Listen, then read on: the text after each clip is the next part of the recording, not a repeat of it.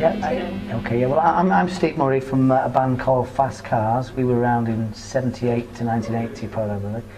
This is my brother Stuart, who was one of the founding members of the band. The other two members were originally a guy called Hayden Jones, who was replaced by Craig Hilton, who was with us for the majority of the gigs we did. And the drummer was mainly Tony Dyson, but there was a few other people who came and went, because Tony was a little awkward at times, to say the least. Yeah, I'm in branded music. It's been branded as power pop, which is basically, it was really noisy sort of pop tunes with a real punk kind of attitude about it. So I was the principal writer of the songs. I was writing the songs before we put the band together. When I had enough songs, we decided to get the band together and have a go, so to speak. So why did you all get together and how did you all meet? We were born in this. That helps. Do you want to take it from there? We'd been playing in a band, me and Steve and a few other lads, when we were at school, and the main drummer that we had was Tony Dyson. So when we come to put Fast Cars together, Tony was the first drummer that we asked, and he said yeah, he would play with us again. Craig Hilton had played with us in the past, but he was in a band with his brothers. So we heard of another guitarist in Swinton, which was Hayden Jones. We asked him to play with us, and he did for about the first 6 months, but he tended to like to drink a lot. It's just snappy. He's never came fully equipped. So he's forever snapping strings, drinking too much, and it was difficult to do gigs. And during the time, we'd been told that Craig was no longer in a band with his brothers, so we went round one Sunday and said, Craig, do you want to play with us again? And he said yes. And from that day to this, Craig's always been our guitarist. And where did the name come from? Well, a lot of people think it's because, I don't know if you know, the Buzzcocks had a song called Fast Cars, and a lot of people think we got our name from that, but it wasn't that. We set up, we were called the Jets for the first, I think the only gig. Yeah. And then we found out there was a band called the Salford Jets playing down the road, so we decided to change our name. And the style of music we were doing, it was all about trying to be sexy, rich and famous is what we were all about, so Fast Cars was part of that, so that's why we chose the name Fast Cars. It was a little bit against the grain at the time, because everyone was trying to be anti-establishment, whereas we enjoyed making the noise of being anti-establishment, but at the same time we wanted to again, the Buzzcocks song actually came out about the same time, and we weren't aware of it. It wasn't like it is today where you're aware of everything that's going on, even around the world with the internet, etc. Then I think it was years later that I even knew that Fast Cars was a Buzzcocks song. I wasn't aware of that at all. Because in the day, I was not really into punk music. I was more into rock music, where Steve was more into the punk side of things. But I enjoyed playing what we were playing. That was always interesting. Mm-hmm. And then if you'd like to talk about what gigs did you play, where did you play, where did you start off playing? Okay, well the very first gig was a place called the Butcher's Arms, which is just on what we call the top road, Bolton Road, which is about a mile or so from here. That was our first gig that we did. We managed to play. I was only 17 at the time. So you were probably 19. Yeah. So it was actually it was your 18th. 20th. It was his 20th birthday when we did our first gig. Yeah, because you'd have been 18 later in the year. And we managed to get the gig by telling them we were a sort of cabaret band, because the sort of punk pop thing wasn't really allowed, was it? No. So we started off doing a couple of Del Shannon tracks, like 60s stuff and what have you, and then we didn't enjoy doing it. It was just like people just another 60s band now. So we started to play Anarchy in the UK, just turned it on, which went a bit bananas, and kicked a mic stand across the room, and it smashed a big chandelier and what have you. But we thought, well, that's the end of it. We're all finished now. We'll at least we've had a bit of fun. We're going to get banned, but the crowd went bananas, and the landlord thought it was fantastic, and we were invited back, and we did that gig for 6 months non-stop. Yeah, that's where every Saturday night we were on at the Butcher's Arms. We learnt our trade a little bit. Which currently is called the Pendlebury. I think it was renamed the Pendlebury several years ago, but in our day it was always the Butcher's Arms. But all the gigs from there, we did all the major gigs around the area, didn't we? Like the Polytechnic, Rafters. We didn't do Electric Circus, did we? We did the Electric Circus building, according to my scrapbook, which helps with the memory. Of course, yeah. But yeah, we did all the usual places everyone else was doing, and we played with a lot of the bands that were around at the time, like the likes of Joy Division and people like that. Where was your favourite place to do a gig at? Favourite place?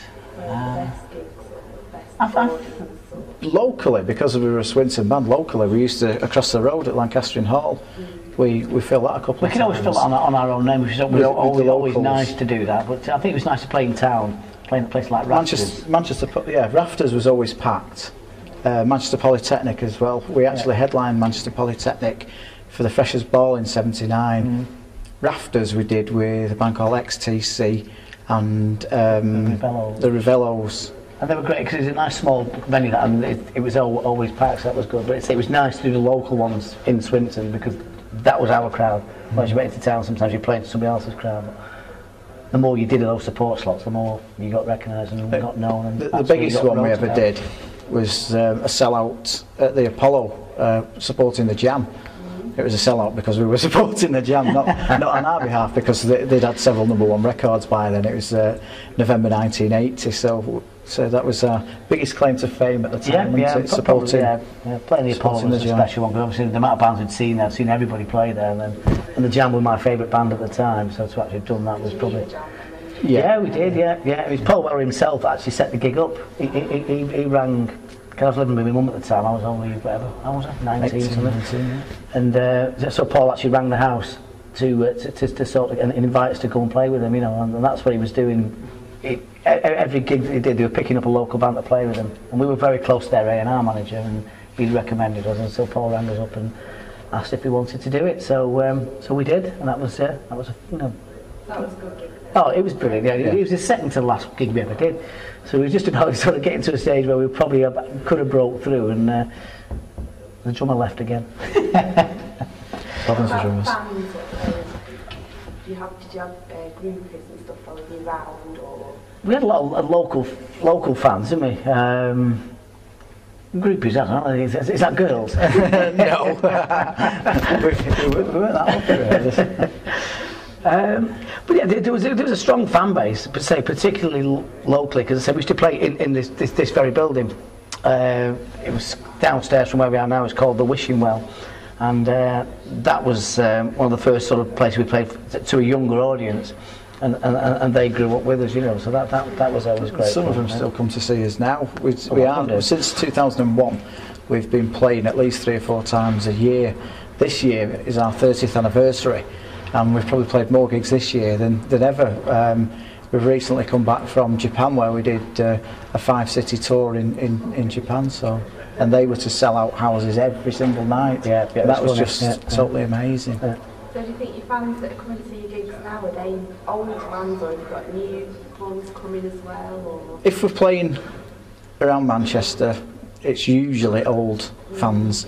There is a few younger ones out in Japan. They're all teenagers, to mid-20s. They wouldn't have known us, but they enjoy the music that we've put out all those years ago, and it's been good for us these last few years. Yeah. When we've been doing local gigs as well, we're playing with other bands. We are winning their fans over all the time now, because we're probably actually a lot better now than we were back then. I don't know.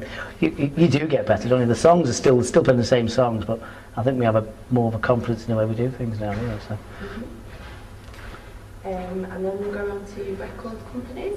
So when was your band signed, were you signed, and how hard was it to get signed? Very hard. We weren't signed by a major, were we?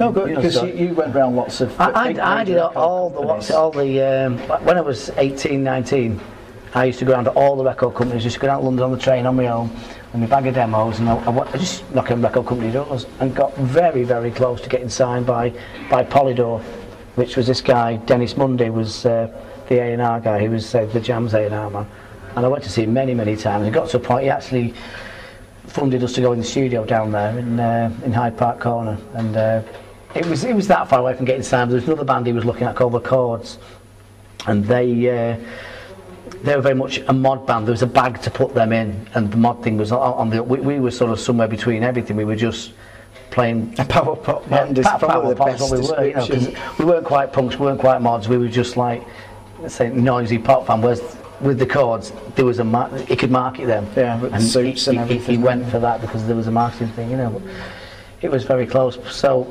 after that, no, that was actually we'd actually signed to Streets Ahead before that, hadn't we? On a one-off single thing, which was The Kids Just Want to Dance, was a single which is our sort of big song, which is about the residency that we had when we first started off. And the kids from Swinton. Mm-hmm. And it actually says that we got banned because, again, it built up from that small beginning to, we used to go on every Saturday night and it'd be absolutely packed. And there's a few people, I think, in this building today that were dancing and jumping, and the PA went over, and the landlord finally lost it with us.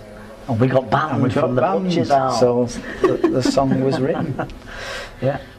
So did you find the record companies quite hard to deal with, like businessy-wise? In those days, yeah, definitely. they were. Yeah, we didn't have any management as such early doors, so it was very difficult. But I managed to get through to see people. I think a lot of it was just barefaced cheek, really, you know. But I think because we didn't have management, that was a disadvantage. I think if it hadn't been me going down, just saying, "Hey, listen to us," and it was a management company saying, "Look, we've got this band, or this, that, and the other," and there was a structure to how we could move things forward, then it may have been easier.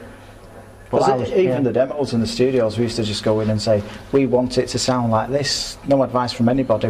We had a sound in our heads that we wanted to sound like, and that's how it came out. We had no advice, we had no producers or anything. The only time we did have a producer was when, again, there was quite a few independent labels, and there was one called Rabid Records, and they had Martin Hannett, who ended up being quite a famous producer.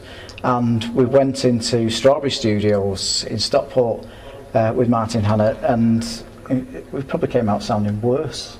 With a so-called producer. Well, I think we had a definite idea what it wanted to sound like, really. And Martin Hannett was an experimental producer. He produced all Joy Division stuff. And with Joy Division, there's a lot of room to experiment with us. It's a 3-chord noisy pop song. There's not much experiment he can do, and he didn't know what to do with us, really, did he? Mm-hmm.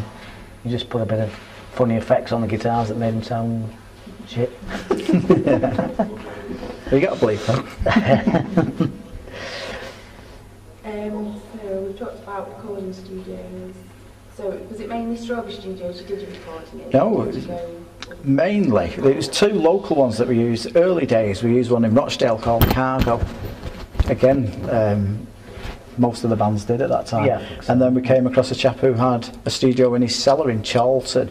He called it Drone, didn't he, Paul? Yeah. And we did quite a few demos down there. And we did that one at Phonogram Studios in London. Yeah. So we used quite a few, really, you know, maybe 3 or 4 different studios. Yeah.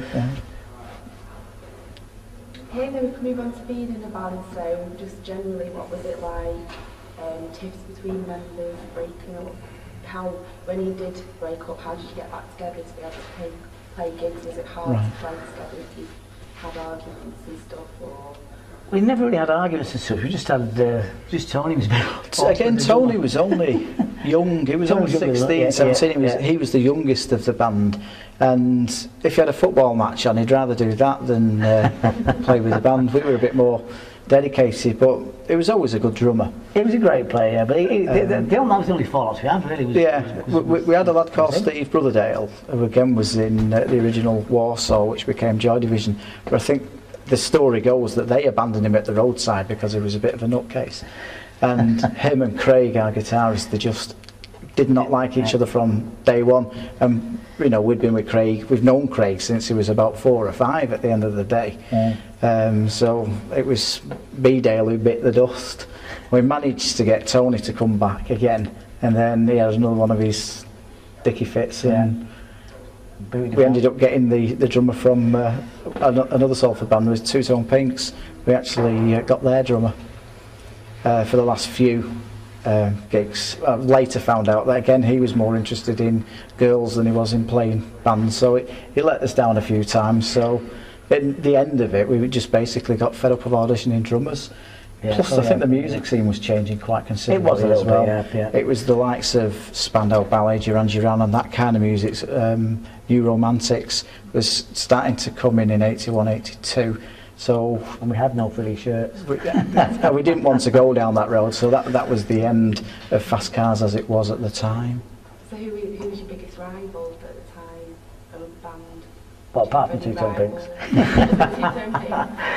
But it was always a fun, because we rehearsed in the same room with them, you know, but we played together a few times. Yeah, that was more like a friendly rival. I don't think you'd get the same story out of them guys. And that one.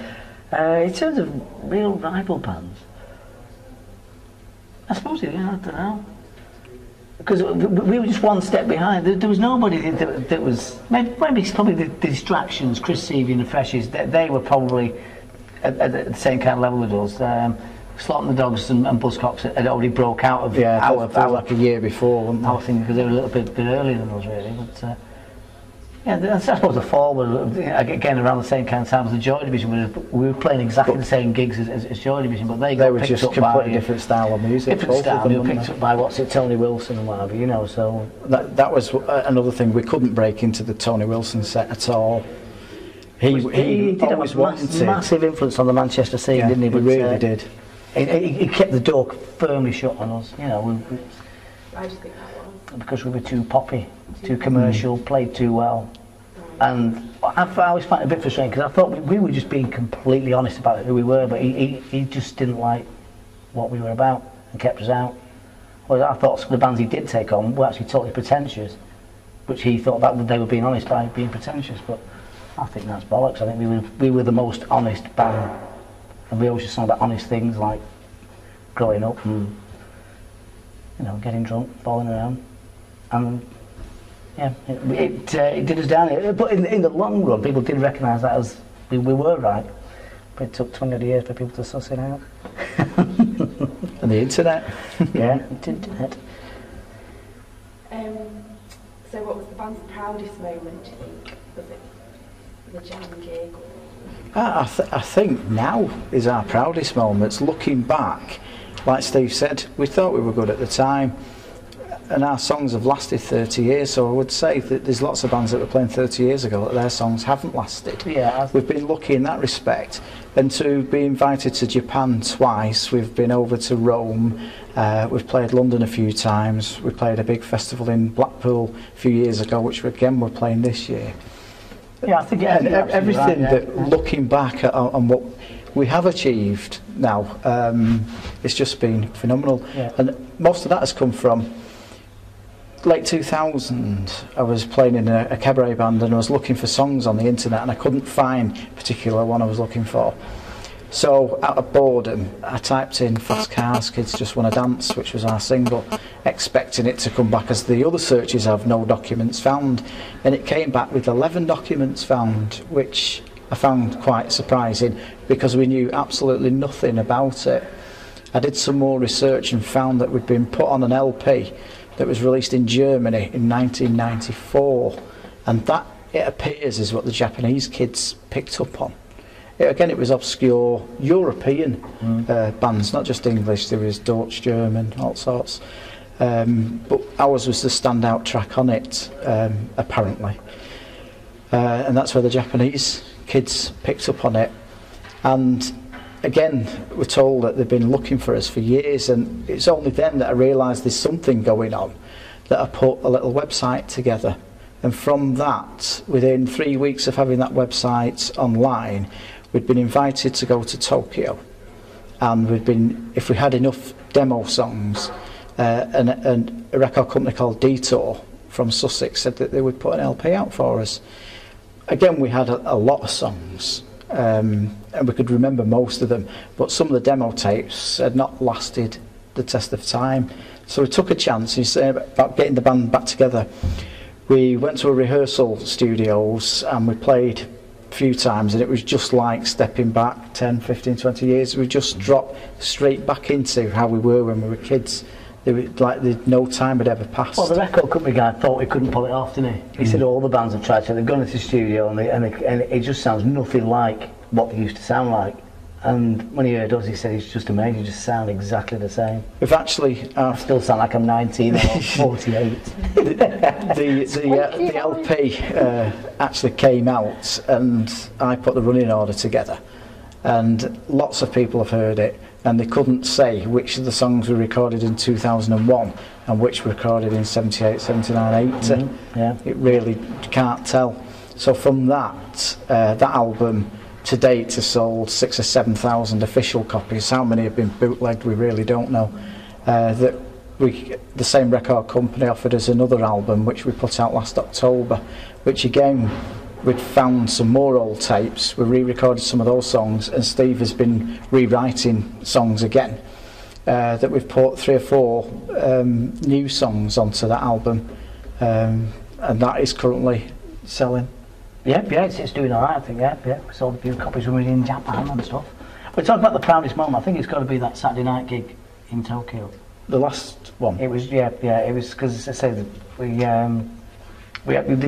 just behind this big screen, steel screen, and we played this. There's a cover version of the Kids that we played to just get people around it, and you could just feel the atmosphere and people banging on and singing the song. It was just unbelievable, wasn't it? Yeah. And then as the screen went up, the whole place was just screaming and shouting. It was just looking down. There was a girl crying on the front row. And it was like, it really was unbelievable. It's final vindication that, like, this is what it should have been. It was absolutely amazing. And they knew this, all the songs all the way through. Every time we came to a chorus, surfing, body surfing, and all crowd surfing and everything. It was just absolutely incredible. So as a proudest moment, it's got to be that, and that was 30 years after that very first moment. That's what we were aiming to do. The 30 years have gone by, and all sorts of bits in between, that we found it like, this is what it should have been.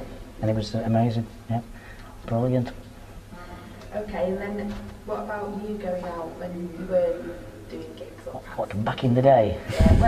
Yeah, back in the day now. Where were the best places to go? Well, back then it was very much about checking other bands out, because the music thing really was, for me, was absolutely, that was my life really. So I used to go out to a lot of places we were playing.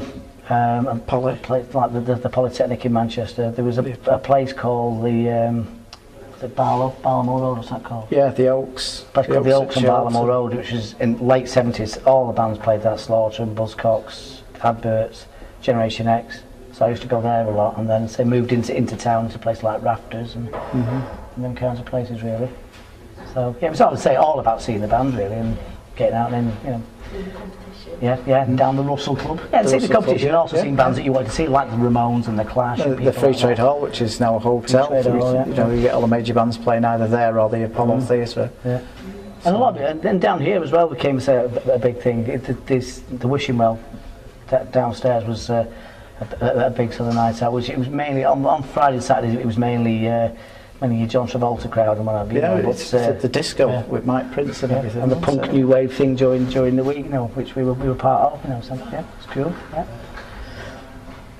And then just about Salford as well. Obviously, you're from Salford, so what does Salford mean to you?